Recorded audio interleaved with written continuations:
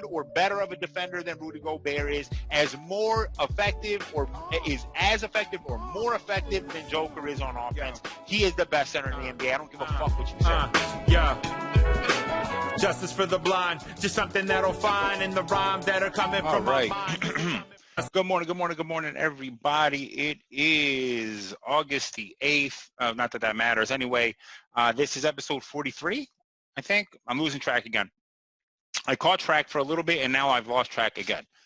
This is episode 43, I'm pretty sure, of the 476ers podcast. We are going to be breaking down the bubble game number 4, Sixers and Magic. The Sixers have moved to 3-1 since the bubble has started. And I'm going to be honest with you.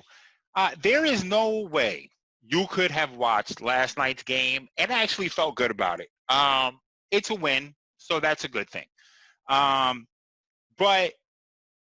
I just, man, I hate to be fucking negative. You know what it is? The thing is with sports generally, right? It's basketball especially. This is not as much with baseball and football sports where there is really just a lot of, like, anything could fucking happen at any time. You know what I mean? Like, you could have an 8-8 football team go off to the Super Bowl, just get hot and go to the playoffs and win a Super Bowl. In basketball, that doesn't really happen. When you see flaws and you see clear issues, that's just what it's going to be. You know, that's why every year there's very clear indicators who's going to win. That's why we hate when teams get stacked, because when a team gets stacked, you essentially have taken the guessing game now out of the regular season. Now, there is still joy to be had during the regular season. If you love basketball, you love basketball. That's just what it's going to be, right? But, you know, you want there to be stake. You want there to be stakes involved. And you want to give a fuck about the season. Well, so when you watch a team like the Sixers, you see the foreboding truth, and you know that it's just not right. One, as we pointed out the game before, Ben hurt his knee, had a knee subluxation, which is essentially a technical term for he briefly dislocated his knee. And what happens is oftentimes when this happens, your knee resets, and then you collect fluid in your knee, and it takes time for it to heal. Oftentimes the fluid needs to be removed. Now, they're looking into going about this. I don't know what's lately. I've been playing with shit in my hands now. I don't know what's going on here. Anyway, I guess it helps me concentrate. Whatever. Anyway, that's not the point. That's only if you're watching this. I could have just, for those listening, nothing is happening. So he wants to go about it without seeing if he can. He wants to go about it saying if he doesn't have to get surgery, which is, you know, is fine. You know, the least amount of times you go under the knife, probably the better. Although with this, you know, if there's nothing wrong, you know what I mean? I don't know. I don't know enough about the damage that could happen when something like this happens to your knee for why you would need surgery. I think what I saw was a term that suggested clean up. So I guess maybe there could be fragments or splinters that could occur when your knee pops out and pops back in. But, you know, that's what happened. And again, as I suggested about his back, gaining weight, you know, just doesn't seem to have maybe been the smartest decision. I mean, that dude is such an athlete. For something like this to happen, it's hard to not point at wondering if him putting on weight maybe wasn't the smartest decision there. So that's what happened. You know what I mean? So Ben's gone. Now, is it that important? The way Ben was playing, you know, whatever. So here comes Brett now. Here comes our coach, the leader. And this guy just doesn't get it, man. He starts Al again. And Al had a good individual game. As you can see here by his numbers, he played well individually. And the reason why I want to point that out is because you can have guys who have good individual games that don't contribute to team success, right? And that's exactly what happened. Because if you watch this fucking game in the first quarter, I mean, almost to open the game, it felt like there was 3 straight offensive possessions where Joe ended up with the ball on the block about 15 feet away from the basket. And here comes Al, for whatever reason, collapsing to the rim and bringing his man with him. And now here's Joe. The guy on the perimeter is collapsing. Joe is looking at someone on the perimeter who's ready to collapse on his dribble and an additional defender in the lane because here's Al standing under the basket for who knows what reason. I don't know why Al's standing there. Essentially just running the ball. So finally at one point, and this is credit to Joe at one point during the first quarter just essentially said, fuck it, swing the ball to me at the top, at the elbow, and I'll get it to Al. I'll dump it to Al. And then, listen, I love Mark Zumoff. Mark Zumoff is unimpeachable. Serena Winters is unimpeachable. Ala, you just got here a couple of years ago, so you're not quite unimpeachable. But I do like you for the most part. But the propaganda, I mean, these guys spread propaganda. They're just propaganda speakers. You know what I mean? Just don't want to go against the coach. And I think everyone loves Brett, and I get it. Brett is a lovely person. Everyone loves him. But come on. Them suggesting that the numbers in the bubble had been good with Al playing. Yes, they have been good with Al and Joe playing in spurts, in short spurts, with Ben out of the game, spreading the floor. It had been going well. But them starting, the numbers show already, them starting together is fucking horrible. Them playing too much. There is a period of diminishing returns where this shit doesn't fucking work. And it just immediately you could see it. Finally, Joe in the third quarter where he completely takes over. Listen, I was really scared yesterday because when I was watching it, you could see it in Joe's face. And I've mentioned this before about seeing like he can't hide his disdain. And you can see it in his face in the first quarter. I'm here to debuting my new Under Armour Kyrie sneakers, Joel Embiid Origin 1s, and Al Horford is out here ruining my whole fucking shit. And you can see it in Joe's face pretty early on that he doesn't enjoy playing with Al. He doesn't. It's a terrible fucking matchup.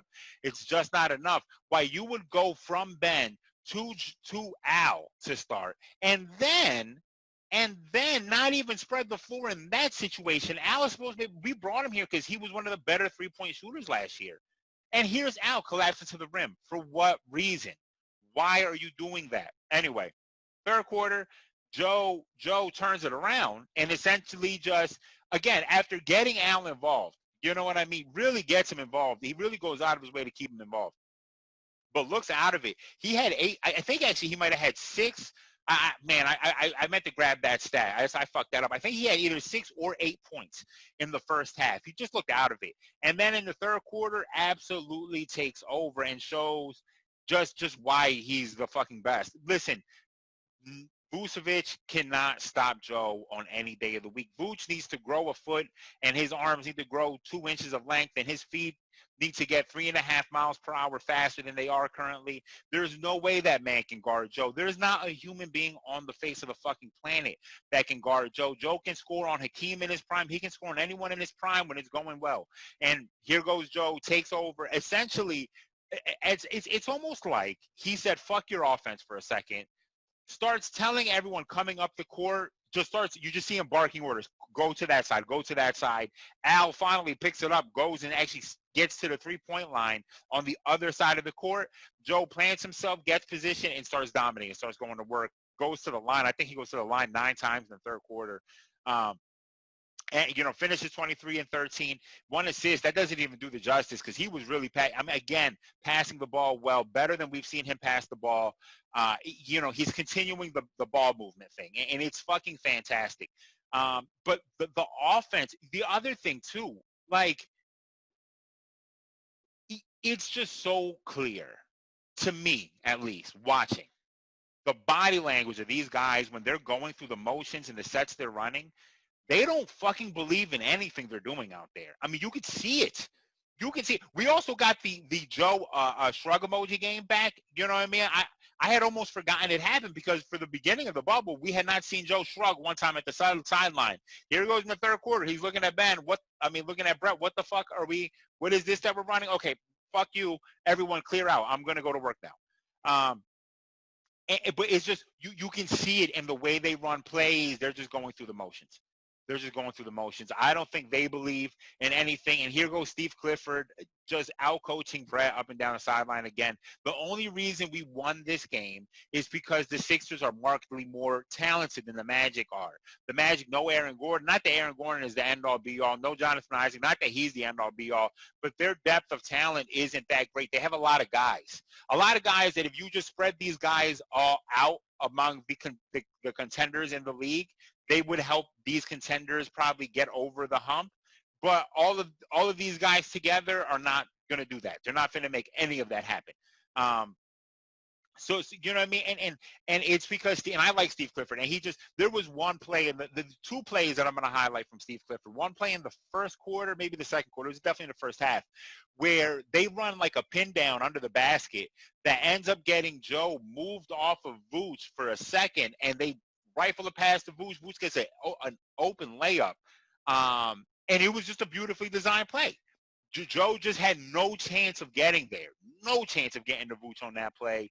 As good as Joe has been on defense, and we saw it again this game, just being aggressive all around the rim, just could not get to Vooch. Vooch gets an easy basket. At the end of the game, when they're still trying to make this a game, one play where they run, I guess it was like a curl screen, I guess, that ends up with Vooch flaring out to the three-point line, and maybe that was DJ driving to the rim, I think it was DJ driving to the rim. Joe ends up going with DJ, and so does Josh for a second before he realizes that Joe is going to the rim, which is generally, I would assume, is our defensive scheme. You know, because you want Joe at the rim, right? You prefer Joe is going to do more damage around the rim than he's going to do out on the perimeter. Not that Joe can't guard the perimeter, but you want him at the rim. So Josh gets, just for a brief second, they get the ball to Vooch. Vooch hits an almost wide open three-pointer. Just out coaching. You know, just out coaching Brett up and down the sideline. Then Brett goes. You know, okay. So with that said, that I've had enough of Brett. I've had enough. I'm over the Brett. I love Brett. Maybe Brett would do more work in the front office. Maybe he's better off in the front office exec. Everyone loves him. You know, he's like a lovable person. Everyone in the league loves him and respects him. But the coaching, I just don't see it. I don't think these guys, again, the way we run plays, when we run them, none of these guys look like they're bought in at all to any of the plays we're running. I don't see how I just don't see it. You know what I mean? Even with Ben out of the lineup, are you kidding me? We had even with Ben out of the lineup, we have arguably the two best players in this game against the Magic. You could argue Toby is better than Vucevic. It's just the truth. You know what I mean? Vucevic is okay. You know, I know a lot of people like Vucevic. He's a walking double-double for sure, but he's a fucking zero on defense. You know what I mean? He is an absolute zero on defense. There's a reason why, as good as he is, as good as his offensive numbers are, he is never on a winning team because he's a fucking zero on defense. If you replace Vucevic with Joel, guess what? The Magic are probably in the playoffs right now. They're probably an above 500 team. Not probably, 100% are an above 500 team. And as much as we claim that we want Joel to be the focal point of the offense, I can't fucking tell sometimes. I can't tell sometimes when shit is going bad. Yo, our inability to get the ball to our best basketball player, I mean, it is fucking maddening. I don't even understand sometimes. How is it possible? You have the best center.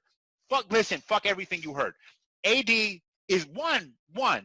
You're gonna do the all NBA teams, right? Okay, cool. You're gonna go ahead and shoehorn AD as the first team all NBA center, and that's cute. Except that he don't play center. He wants to be a power forward. That's why the Lakers have all these fucking centers. That's why they have JaVale. That's why they have and that's why they have Dwight Howard. Because AD don't want to be a center. Even though he's clearly a fucking center, he don't want to be a center. He want to be a power forward. It's the same thing like KD. Maybe there's an AD, a KD. I don't know. There's something about that fucking name that all of a sudden you just think that basketball should be one way. KD don't want to be a 7-footer. Whatever. You're 7'2". No one gives a fuck. Who cares? AD is not a center because he don't want to be a center. So don't shoehorn. You're going to shoehorn him at 1 at the 5, and that's bullshit. And when AD goes up against Joe, Joe's been dominating that matchup for years. It's not even a matchup. That Joe wipes that dude up and down the court every chance he gets. Joe is the best center in the NBA. I don't give a fuck what you say. Yes, he has ups and downs. We understand. It's all emotional. It's all like, just fluctuating with how he feels at the time. But this dude is the best center in the NBA. He is as good or better of a defender than Rudy Gobert is, as more effective or is as effective or more effective than Joker is on offense. He is the best center in the NBA. I don't give a fuck what you say. I'm sorry, I'm getting hot. I'm getting hot right now. Anyway, the point being, what was the point I was making about Joe's the best center? Yeah, when we our inability to get the ball to the post or at any semblance of a place that makes any fucking sense, it's maddening. I can't. There is not a coach in the world, and that's what's really crazy too. When you watch the TNT broadcast and they're like, "Bro, Joel's got to dominate more," blah blah blah blah blah blah blah, is completely missing the point. Completely missing the fucking point, because it's like you're not watching the games and not seeing that we're making no effort to get him the ball in the post, and now he has to go do other things. Now Joe could be more active offensive rebounding, I'll say that, but if he's the focal point of the offense, I can't tell sometimes. And the Magic just out coaches. Let's go up and down. Let's take a spin around the players here. Toby played well-ish. Listen, this goes back to my point earlier about him being a volume shooter. Shout out to my homie Dominic. He made a good point. Yeah, maybe he does need to be the volume scorer on our team. Shots are going to go around, and eventually guys just have to take the shot, right? And Toby is that guy. But with that said, 1 for 7 in the first quarter. I'll stand by this with Toby. He can volume shoot as long as the game is coming to him. You know what I mean? And you see it during the rest of the game. Stops forcing. 1 for 7 in the first quarter. That's senseless. How are you taking more shots than our star center, than the best player on the team, than one of the 5 best players in the league? How are you taking 7 shots in the first quarter? That doesn't make sense. You're going to go and take 28 shots? What are you, Russell Westbrook? Kobe? No, you're Toby. All right, I know it rhymes, but that's not who you are. So take 7 shots in the first quarter. No reason for it. Finishes the game 8 for 20. 8 for 21. I'm sorry. Finishes the game 8 for 21, which is good. Finishes the game essentially goes 7 for 14 the rest of the game. That is where we want him to be, right? That 50% area. He doesn't shoot a lot of free throws necessarily. So that 50% area is where you want him to be. And again, let the game come to him. Joel essentially takes the game over in the third quarter, and then Toby piggybacks, and he starts adding points to help Joel out. Al Horford had a good individual game, but it took us stopping the offense to get him the ball so he could have this fucking game. And that's the problem with Al. That's the problem right now. It takes us stopping the offense to get him involved so that he can then be effective, because let me tell you something. It was about to get really fucking bad. If you watch the first couple offensive possessions, it's just Al fucking up. You know what I mean? Just embarrassing offense. I don't know what he's doing. And then he picked it up. So good for him that he picks it up later. But it took us saying, "Oh, okay, everyone move out. We got to get Al involved. Al, here's the ball. What do you want to do now? You're going to post up. You're going to miss this shit. Great. Okay, no problem. Next play down." I think he shot 2 or 3 straight shots in the first quarter. What are you doing? You're Al Horford. You're not Joel. What are you doing? Anyway, just Al and Toby taking more shots than Joel. Who would script that? Who would want that to happen? Anyway, okay, I'm sorry. I'm getting real hot. I'm very frustrated. Oh, man. Anyway, so the point being, but shout out to Toby, picks it up. Toby, in the very poor man's Paul Pierce fashion that he operates in, when he starts missing shots, he goes grabs all the rebounds. So he finished with 15 rebounds, 20 for 15 and 4. He did play well, so I don't want to shit on him. He forced a couple bad shots. I would like him not to force, but it's fine. Al, again, played a good individual game. Take us out the offense. I'm not going to spend any more time on that because it's pissing me off to think about. Josh, whatever. Did Josh play? I don't know. I'm not sure if he played. 5 points, 0 rebounds, 1 assist. What is that? What is that? It's always funny because there are guys in the NBA, and I used to talk about this all the time. Like you can tell when someone has a 50-point game.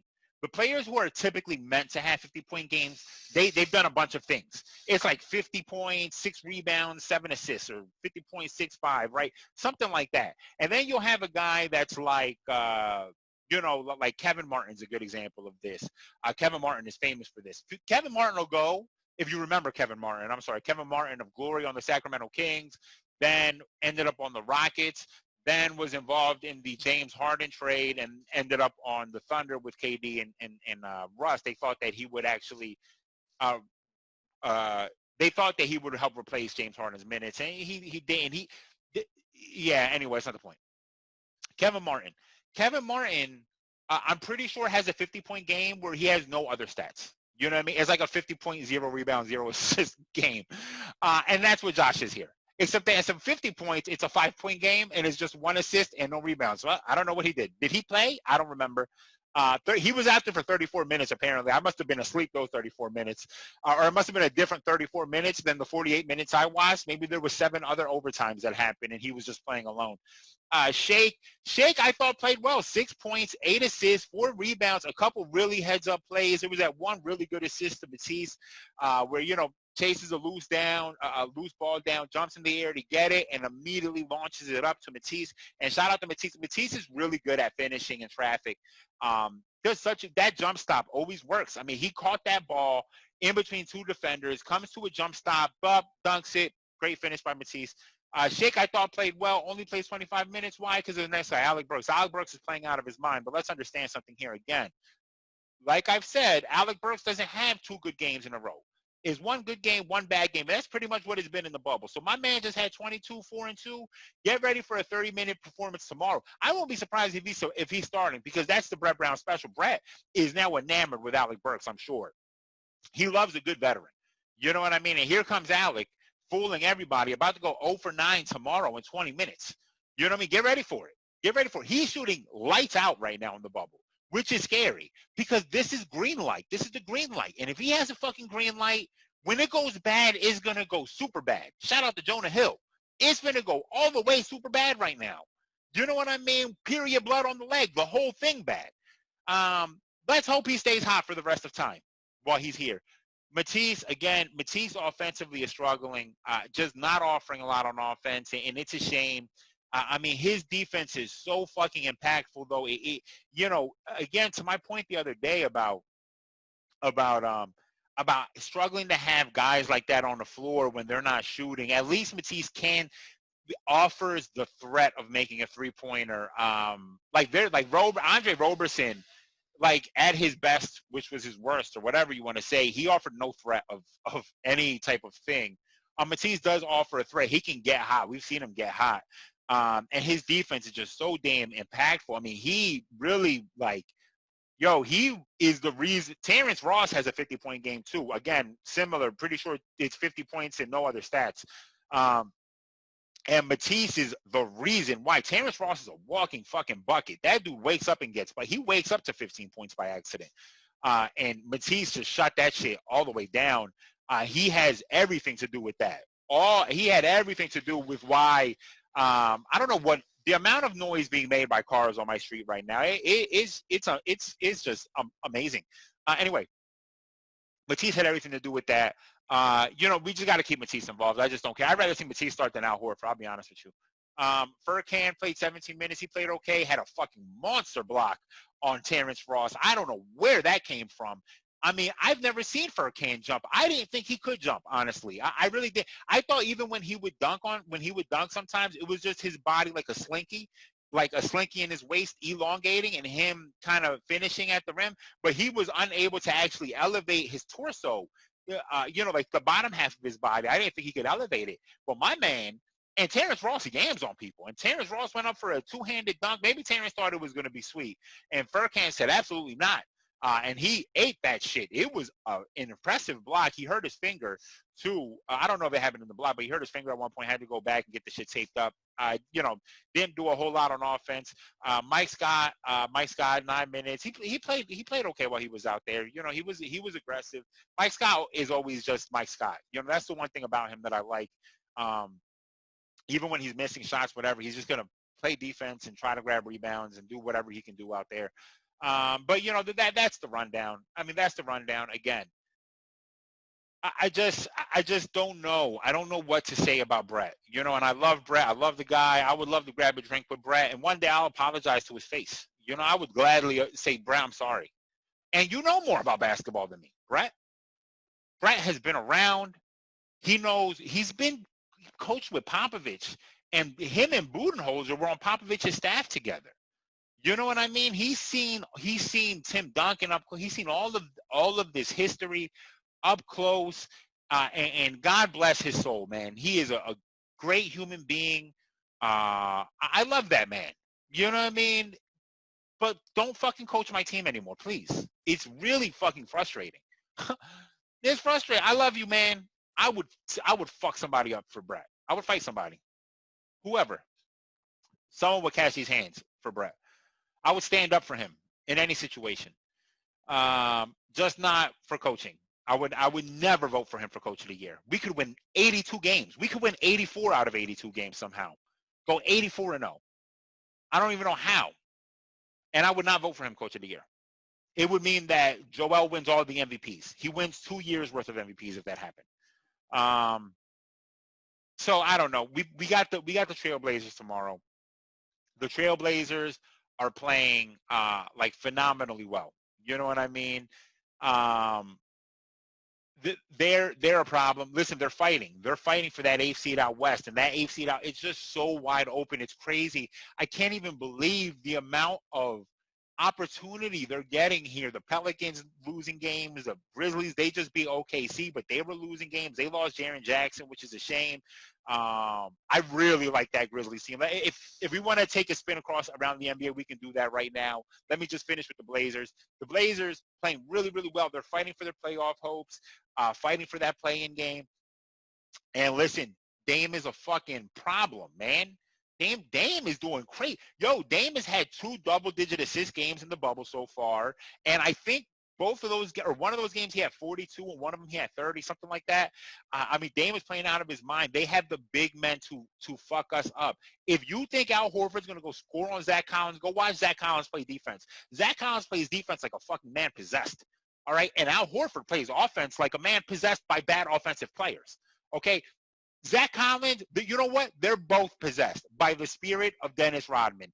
Zach is possessed by the defensive spirit of Dennis Rodman. Al is possessed by the offensive spirit of Dennis Rodman, and that's going to play out in the worst possible way tomorrow at 6:30 p.m. On your local TV network, where Mark Zumoff and Al are going to be cheering on Al Horford, thinking that he's going to do anything good for us, while Zach Collins is eating that fucking guy alive. Nurkic is playing really, really well. Joe is going to have to actually defend Nurkic. You know what I mean? He's going to actually have to defend him, which means there's going to be a little bit less opportunity for – oh, the other thing – I'm sorry, I have to just do something because it was pissing me off yesterday. Why do our perimeter defenders not understand that we have one of the better shot blockers in the NBA? If you've been watching him in the bubble, this man has been so active around the rim.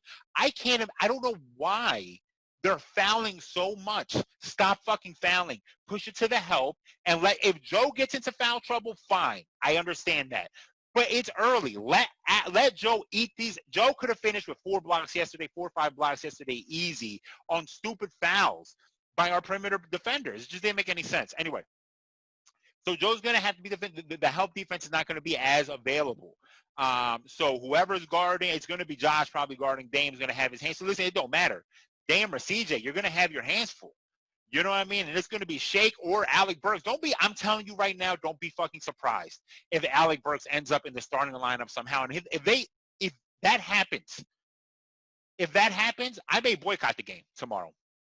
I may show up I may try to become a virtual fan and have a sign that's boycotting the Sixers. Don't be surprised. I don't think it'll happen, but don't be surprised.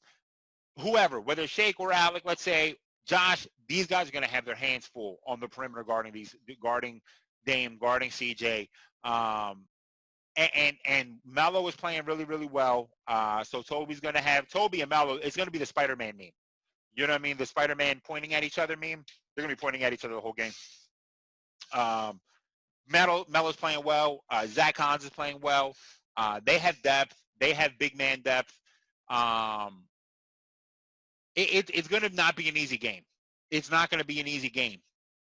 You know what I mean? It's just not going to be an easy game. I wouldn't be mad if someone has the Blazers winning tomorrow. You know what I mean? Like, just straight up, they are a very talented team. Dame is one of the 8 best guys in the NBA. He is a whole offense onto himself, man. He is as severe of an offense as Steph Curry is. Maybe even – no, he's not – I wouldn't even know if he's a better ISO player, but definitely a more willing ISO player. Steph is not as willing of an ISO player as Dame is, but I mean, they both are incredibly skilled, incredibly good finishers, very good passing the ball. So, I mean, I don't know what's going to happen tomorrow. I don't feel good. I don't feel good about it. You know what I mean? We're going to get out coached by Terry Stotts. So, you know, that's an L automatically. Any coach in the bubble right now is an L, I would say. You know what I mean? I wonder if Kenny Atkins, I wonder what he's doing. Probably sniffing coke somewhere. Anyway, if we take a quick spin around the NBA, just thinking off the top of the dome piece, the Grizzlies again lost Jaren Jackson. They won yesterday against OKC. I mean, it was kind of crazy. OKC was actually up big in the first quarter, and then the Grizzlies, and that was it. Like, that was just the end. The Grizzlies just continued to pile on, and so they won the game. Ja's a good player. A lot of people are kind of down. I'm seeing a lot of people down on Ja, which is weird to me. Ja is a fucking animal. I really like Ja. I love watching him play. I think he's going to be special. The Pelicans they just won out. I just think they won out. I'm not convinced that they want to play. You know what I mean? I don't know what's going on. They won. I think yesterday. It was the game I think it was yesterday. Drew had a pretty good game, but I mean, they just, man. Also, you know what, man? Who's the Pelicans coach? Alvin Gentry. Listen, Alvin Gentry has been skating by on kind of like when he coached the Suns.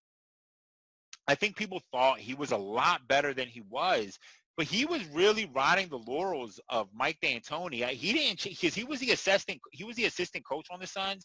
They got rid of Mike D'Antoni, and Gentry kind of just took over and continued running the same offense. I mean, you got Steve Nash, yet ran all the same things. So I think people thought that he was better than he was, and he just gets a lot of opportunity.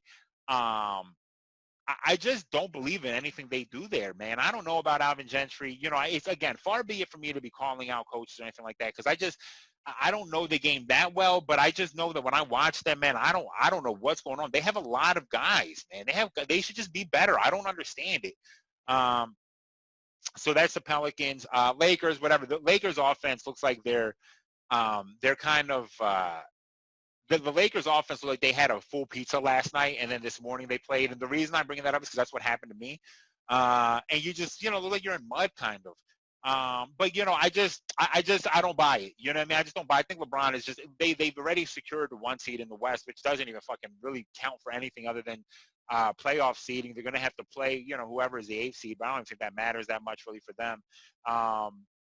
I mean, it will if they play the Trailblazers. I stand by that. That's going to be an interesting series. I just think it's going to be good. But I just think LeBron is kind of, you know, whatever. He when the playoffs start, we're going to see playoff LeBron. None of this shit's we're going to forget that their offense looked like shit. The Clippers are the Clippers. You know what I mean? They're I haven't been paying attention too much to the Clippers. They played the Mavericks, and it was competitive. And then at one point, the Clippers just separated. They just – listen, the Clippers are a championship team, you know, and the Mavericks, they'll be there eventually. I don't think they're there yet, but they'll be there eventually. Luka is amazing, and KP is looking fucking great. They need Seth Curry though. They didn't have Seth in that game, and I know, you know, if you're kind of a casual fan, you may be like, Seth, what? Listen, Seth is the best 3-point shooter in the NBA. He has the highest percentage. I mean, he gets better every time I see him. I got to give that dude credit, man. I actually blew him 2 podcasts ago because because of that. I mean, he just really is stepping up his offense. I just always see him adding things to it, doing different things. So good for him, man. He's the busted brother. It looked like he got nothing good out of the partnership of being Steph's brother. Steph is just better looking. I mean, Steph is well endowed, as we've seen in pictures. No homo, not that I stare at it, but I mean, you just, you know, how could you miss it? My man got distance on the court and off the court. And Seth, man, Seth looked like the ugly brother for a long time, and now Seth is just killing it, man. Good for him. They need him. They need him. And Tim Hardaway, that when he plays, that opens up. Tim Hardaway is a good player too. He's turned himself into a good pro, and he needs that spacing because Luka's three-point shooting is, again, his three-point shooting isn't the highest. He's such a crazy isolation three-point shooter, but his percentages aren't great.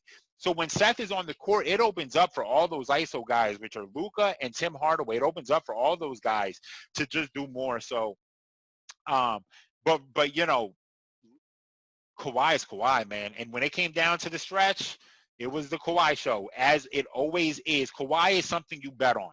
You know what I mean? Like, that is what a superstar. If you want to see a superstar, you turn on the Clippers and watch Kawhi have 13 points through the first three quarters and then score 10 points down the stretch. And you look at the box score, you say, well, he only had 23, and it doesn't seem that crazy until you found out he scored 10 points in the last 5 minutes. It was the Kawhi show at the end of the game. So, you know, they're going to be a problem. OKC's playing really, really well, except for the I don't know what. I really got to go back because I was watching some of it, but I was editing videos and stuff. So I just wasn't fully paying attention, fully immersed. But I got to go back and watch what happened. I mean, it just really seemed crazy that the way they lost. No Steven Adams. Steven Adams is a big part. Steven Adams is a big part of everything they do because, one, when it comes to screen and roll, you have the best point guard, arguably one of the 5 best point guards of all time, not even arguably, one of the 5 best point guards of all time in a screen and roll. You have SGA learning from Chris Paul. You see a lot of things that SGA does right now where Chris Paul light. And you have one of the best screeners in the NBA in Steven Adams, one of the best screen and roll guys because he's so damn strong and powerful, but has a nice touch around the rim. I would, in his prime, I'm taking him over Rudy. Fuck Rudy. I'm sorry. All Rudy did was fuck up the NBA. I'm sick of him. I'm sorry. So they didn't have Steven Adams, and I do think that probably affected them a little bit. Because Nerlens just doesn't have. Nerlens is a good defensive player. He's turned himself into a good pro. Good for him. But he doesn't have what it takes to set a screen that's actually going to make anyone move anyone out of his way. You know what I mean? He just doesn't have the width or the strength to do it. So, and you know, the Grizzlies beat them. Grizzlies are fighting for their life. You understand? They're fighting for their life right now. And OKC is just fighting for positioning. The Rockets are playing well again in the bubble. Before the bubble, it was collapsing. It was not looking good. And now in the bubble, they're playing well. James is just doing James Harden things. He looks out of shape. He looks fatter somehow. He had lost weight during quarantine. And it just definitely looks like he put that weight plus some back on. But he's doing James Harden things. You know, I don't know what to say. He's just doing James Harden things. They're playing well. I think they may be like 2-2 or 3-1 right now, something like that. I haven't been paying too close attention to them. I just know James is putting up numbers that are, you know, just putting up James Harden numbers again, 30-10, whatever. Who else we got? Utah. Utah is not looking great right now. Losing Bogdanovich hurt them. You know what I mean? Hurt them more than I thought. And it's weird because there was a good argument because Mike Conley's been playing well. He's been looking good. And there was a good argument about, you know, the Bogdanovich thing, having Bogdanovich, having Ingles, having Conley, and having Donovan Mitchell, you have 4 guys that really can initiate an offense and like to have the ball in their hands. And it seemed to be causing issues. So there was a good argument for that. But then right now they're just struggling to put points up consistently. You know what I mean? They're just struggling to get points up consistently. I would not bet on Utah right now. That I saw someone suggest that it might be time to blow up the Jazz. And you know what, man? I'd hate to give up so early, but it's kind of hard to argue. Maybe not blow up the Jazz, but I'll tell you what, I would 100% be shopping Rudy because I just don't see a lot of value in a guy who can defend and do nothing else. No offensive fucking talent. I don't care what numbers he has. Just like what I talked about with Al earlier, you're talking about a guy who you have to put the offense, you have to stop all the offense. He just can't fit anywhere, right? Where you can have Joker, you can have Nurkic right now, the way he's playing, or you can have Joe, or you can have AD, and You don't need the center of the offense. He can just show up, pop up at 10 feet away, and hit a shot or shoot a three-pointer or get an offensive rebound, put it back. Rudy does one thing, and that's it. You know what I mean? So, yeah, I just no. I would be I would really be looking at trading him, seeing what you can do to flip him for I don't know for what exactly. I wouldn't trade for him. You know what I mean? So I don't know what they could actually get for him. I don't even know if I'd be looking for a center, maybe another wing. Maybe you package him with like Bogdanovich, try to get an upgrade at wing. Maybe I don't know. I don't know what the answer there is. The Suns are playing out of their fucking minds. How about that? They're 3-0, I believe, right now. Did they lose? Did they lose the other day? No, I don't think they did lose the other day. I mean, the dead-faced assassin, that man looks like a cartoon character. He looks like Tintin. No, is it Tintin, the one that has just black eyeballs, just white with two black beady eyes in his face and no white around? Is just the black, boop, boop, and that's it. Yo, he is playing incredibly well. Good for him. You know, the debate has been good team, good stats, bad team guy for a long time. And I'm far be it to take it away now and just say that it's going to be like this for a while or whatever.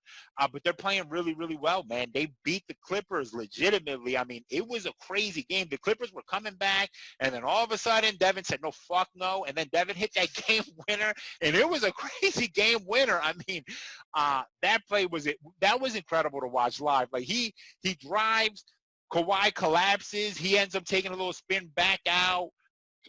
Paul George comes out. He takes, I don't know if he took a step back or a spin back, whatever, and raises up, and Paul George gets a great contest. Paul George is just becoming a victim of the moment right now. Poor him. Just getting shots drained in his fucking face constantly. But good for them, man. They're playing good. That's going to be so interesting, that 8th seed in the West, man. That shit is going to be wild to watch. Suns, Blazers, Grizzlies all fighting for position. The Kings have quit. The Kings suck. They suck again. It's a shame, man. I really like De'Aaron Fox. I don't necessarily like Buddy, but I mean he's a good pro. He's a good player. He could help players. I don't necessarily want Buddy here unless getting Buddy means we're trading Al Horford somehow. Like, if you can somehow tell me we're going to get rid of Al for Buddy, just straight up, I would do that. I just need to understand I'm ready to quit on Josh in a second. He keep playing the way he's playing. I'm going to be honest with you. But, you know, it's a shame. They don't have Marvin Bagley. I don't know what the Marvin Bagley story is. There needs to be a 30 for 30 on what's happened to Marvin Bagley, because I'm so fucking confused. Like, every time I look it up, I'm like, I'm going to Google this real quick. And then I Google it, and I'm just confused at the end. He injured, but then if you like you find out he's injured, but then you find out there's some other shit. I just don't know. What else is there? So yeah, that's the Kings. The Pelicans, again, they're not playing well. I don't know what the answer is, man. They have a lot of guys I like. They should be better. You know, they should be better. If we go east, the Raptors just lost to the Celtics last night. Look, the Raptors are playing out of their minds. They're bound to lose. And the Celtics they've been up and down in the bubble. The first game they lost, and then Jason Tatum cut his hair, came back and went off. And the next game they didn't look great. So they went out. They beat the Raptors by 20 yesterday. That's going to happen in the NBA. Any given night that can happen. You know what I mean? The Raptors might be smelling them, feeling themselves a little bit too much right now. Plus, I think they're coming off a back-to-back, if I'm not mistaken. I might be wrong. I think they played the Magic 2 nights ago, and that's when Aaron Gordon got hurt. I might be wrong, though. Don't quote me on that. But they played it. They've been playing really well. They terrify me. I don't care that they lost to the Celtics yesterday by 20. They fucking terrify me. Anyone can lose by 20 at any given time.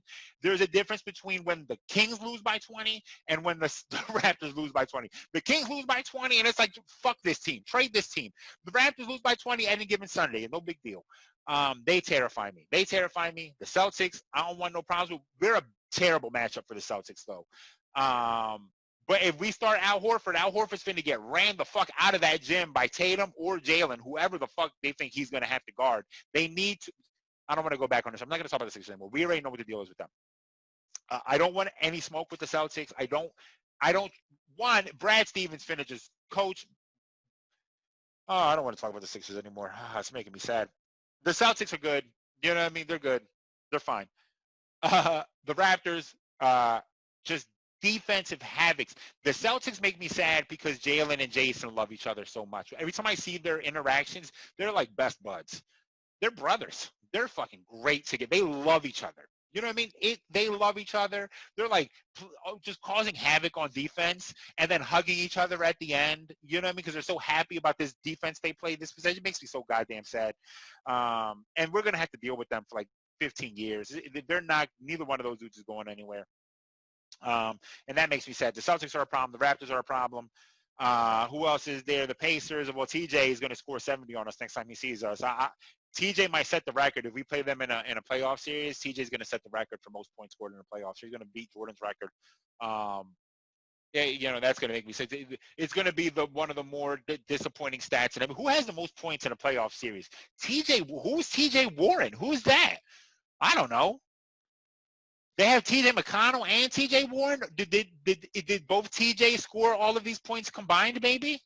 I don't know. Anyway.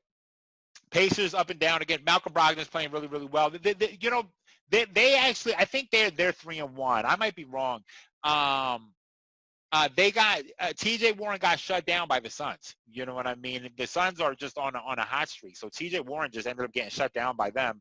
And the Suns don't have Kelly Oubre. He's been injured. So when he gets back, I mean, he was playing out of his fucking mind. So man, they're I'm happy for them. I'm not scared of them, but I'm happy for them. Anyway, back to the East. That's the Pacers. Whatever. I don't respect the Pacers. The Bucks are the Bucks. Listen, the Bucks were really. Who did they play the other day? They were getting blown out. Oh, the Celtics. It was by the Celtics. They were getting blown out in the first half. You know what I mean? And it was all the things that we've been talking about when it comes to Giannis. What is the half-court offense here? You know what I mean? We know Bud can run a good half-court offense, but what is Giannis going to do when the game slows down? What is his thing? What does he go to? And I didn't watch. Again, another situation where I wasn't paying attention too much to the game. It's just like they're down by 20. I blink and they're winning the game, and then they fucking win.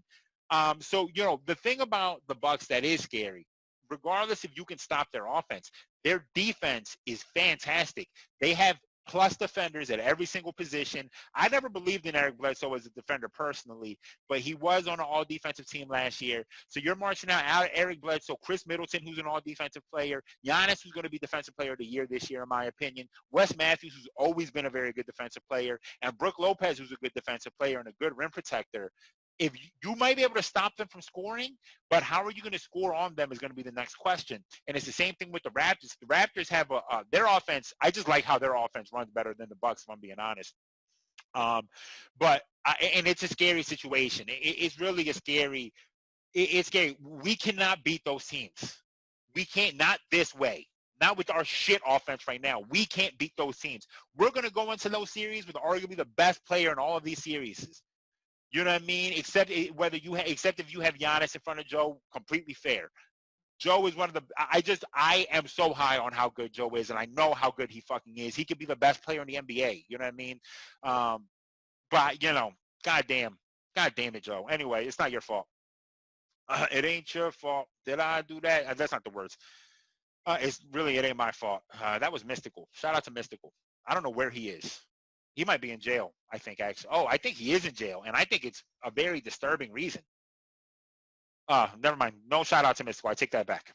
Did I do that, Mystical? Yes, you did. You did something very disturbing, if I'm not mistaken. Anyway, who gives a fuck about the bottom? See, the Magic, the Nets. The Nets blew out somebody. I don't even understand, man.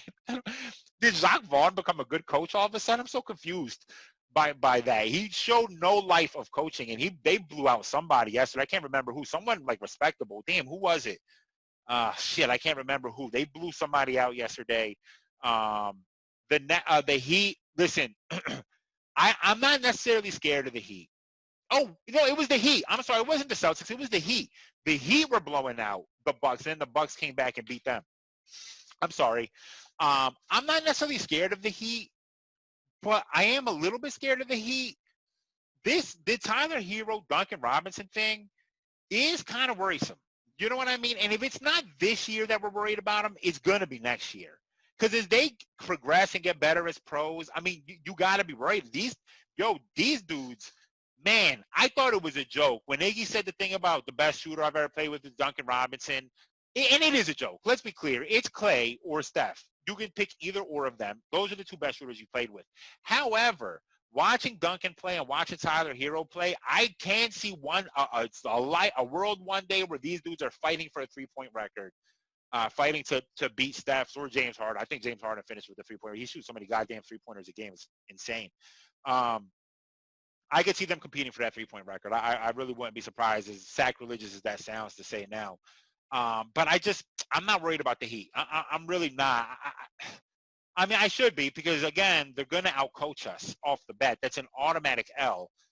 So you know what, man? I vacillate between, as I said before the bubble started, we could go 0-8 or we could go 8-0. You know what I mean? And I vacillate between who I'm worried about, who I'm not worried about. I don't know if I should be worried about the Heat or if I shouldn't be worried about the Heat.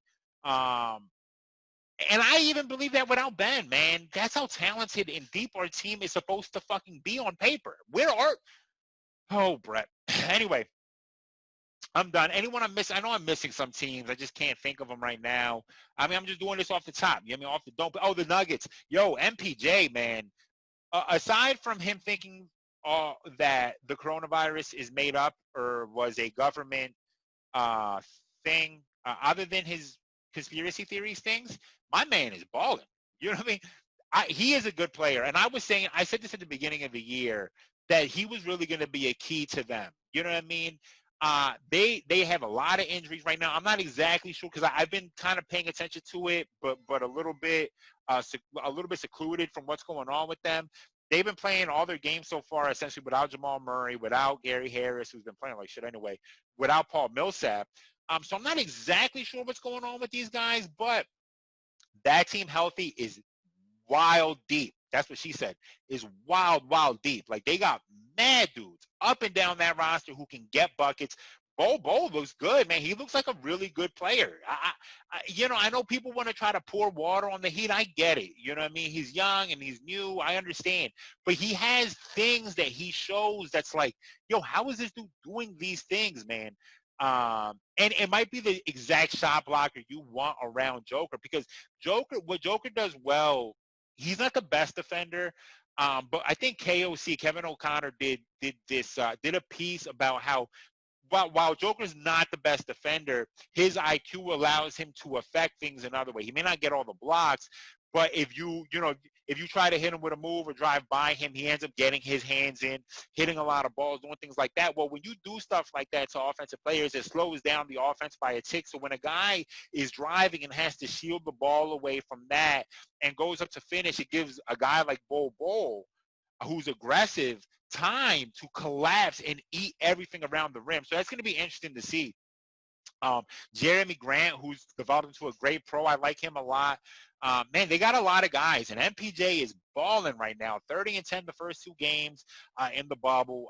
Just playing out of his mind. Good for him, minus all the problematic things he says. And that's the Nuggets. Yeah, I think that's pretty much it. I mean, I'm sure I'm missing other teams right now. I talked about the Mavericks. Yeah, I'm pretty sure that's it. I feel good about what I've just done here, giving you a quick update on the NBA if you haven't been paying attention. There's games all day, every day. So enjoy this, man. This is like a miracle with everything going on. It's been a nice, as much as I was against the bubble in the beginning and kind of like, and I don't completely agree with it still, the selfish part of me is still really, really happy to be able to talk about this. You know what I mean? To talk about this, because this is what got me into it, right? Was talking Sixers, and this is what allowed me to then spin off and do all these other things and really show my wealth of knowledge and all types of bullshit. And I love basketball. I love all forms of. I got an argument on Twitter with some fucking cornballs because Yahoo posted this tweet. I think this was Thursday. There were 6 games. The first game was Kings and Pelicans, Kings-Pelicans, and there was 5 other games, and they were like, they tweeted about the other 5 games in one tweet. They were like, oh, look at this matchup and this match. I forgot who it was. It was like Luka versus LeBron, and this dude versus this dude, right? And it was 5 other games, and they never talked about the Kings. And I tweeted like, yo, I thought there was a Kings game, no? Like, why aren't you talking about that? And people were like, well, who's checking? Ain't nobody checking for the Kings. And it's like, no, y'all not checking for the Kings because y'all not basketball fans. You know what I mean? When you're a fucking basketball fan, you're checking for Hawks Bulls in the regular season. You don't give a fuck. You're checking for every game because you love basketball. And that game was wildly entertaining. It was like mad high scoring. And, you know, I love basketball. You know what I mean? It's like it's like manna to me. You know what I mean? I love it. So it's been nice being able to really enjoy it. And I'm going to be honest with you. This is going to sound mad weird. I don't give a fuck how divisive this sounds. You can suck a dick if this bothers you. I never, ever, ever in my entire life, watched the anthem for any sport ever. Not once, except for Marvin Gaye during the All-Star game in the 80s. I think it was 87 All-Star game. Marvin Gaye saying, I got to be wrong. No, maybe it was 87, the All-Star game, which is my favorite anthem singing ever done. My man killed it. Or the Fergie one, which was a car wreck. I never watched the anthem. You know what I mean? Because whatever, it just always felt disingenuous. It's disingenuous as shit, man. Not to turn this into a politics thing, but the anthem became a talking point when Colin Kaepernick started kneeling for social justice. Then all of a sudden, everyone gave a fuck about the anthem. Meanwhile, no one gave a fuck about the anthem before that, man. And there were rules before about teams not having to come out for the anthem. There's a whole thing about it. And people made it into a whole thing. But when the bubble started and I saw all the social justice stuff they was doing, I've watched like 4 or 5 different anthems already. You know what I mean? I know all the words. I can sing it backwards. You know what I mean? And it's because that feels real to me. You feel me? That feels fucking real to me, not this other shit. And if that bothers you, FOHO. That's it. That's all I got. Again, Sixers play Trailblazers tomorrow. I'm going to put this out today at some point, Saturday. So I don't know how many people are going to listen to it, but you'll get all the heat. You know what I mean? Now. And that's it. Everyone take care. Wash your hands. You know the drill.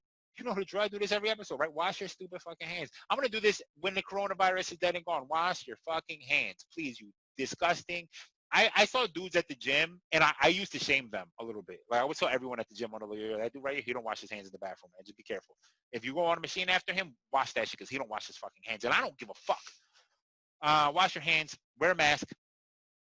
Let's distance socially as much as we can. Stay away from people that you may not know or whatever. Let's be careful out here. Hey, Black Lives Matter. Arrest the cops who killed Breonna Taylor. All of them. All of the things, you know what I mean? All of the things for all of the loss, all the black people who've been killed unjustly. Let's you know what I mean? Go out and vote. I understand. I'm not going to turn this to politics. Go out and vote. And that's it, man. Much love to everybody. Thank you for listening. Thank you for being a fan. Thank you for being a subscriber. It's much love. Thank you for all the love I get. Listen, every time somebody interacts with me on anything, maybe I don't get a chance to respond right away, or whatever. It's always warms my heart that I know that people are enjoying the content I put out. It makes me very, very happy. So please, much love. I am always humbled to see people like giving a fuck about what I gotta say. And yeah, everyone take care of yourselves. Take care of your family. Much love. Peace out. Yeah. Justice for the blind. Just something that'll find in the rhymes that are coming from my mind. Used to come in